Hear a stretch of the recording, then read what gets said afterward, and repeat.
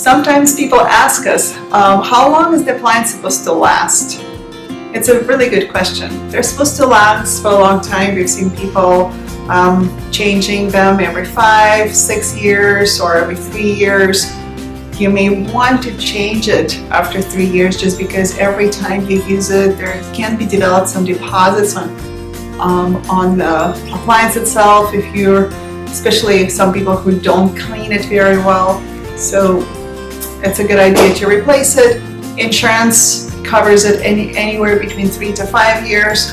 Can it last longer? Absolutely, but yearly checkups are really important. So if you have a sleep appliance and you're not sure if it's still working, or you're not sure where your position is, it's been a long time since you've seen the provider, please come for yearly checkup to the provider that you got your appliance. And if you don't have a provider anymore, please come and see us. We'll be happy to check out your appliance.